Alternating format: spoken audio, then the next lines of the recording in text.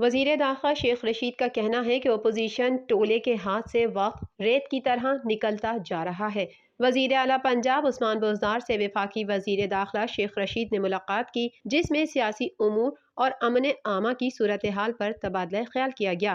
راولپنڈی میں فلاح عامہ کے جاری منصوبوں پر پیش رفت پر بات چیت کی گئی۔ وزیر داخلہ شیخ رشید کا کہنا تھا کہ پنجاب حکومت راولپنڈی کے عوام کے مسائل کو ترجیحی بنیادوں پر حل کر رہی ہے۔ وزیر داخلہ کا کہنا تھا کہ اللہ تعالیٰ کے کرم سے امن و امان کی صورتحال اطمینان بخش ہے۔ حکومت عوام کے جان و مال کے تحفظ کے لیے ہر ممکن اقدام کر رہی ہے اور کرتی رہے گی۔ وزیر اعظم عمران خان کی قیادت میں حکومت پہلے سے زیادہ مضبوط ہے اور مدت پوری کرے گی۔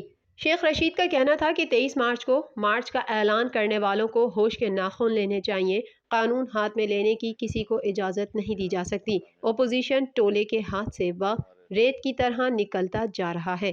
اس موقع پر وزیر اعلیٰ پنجاب عثمان بزدار کا کہنا تھا کہ سیاست میں رواداری، برداشت اور بھائی چارے کے قائل ہیں، شرافت، شفافیت اور دیانت کے اصولوں پر چلتے ہیں۔ نفاق کے بیج بونے والوں کو پہلے اپنے گریبان میں جھانکنا چاہیے۔ ماضی میں سیاسی انتقام کے کلچر کو پروان چڑھایا گیا۔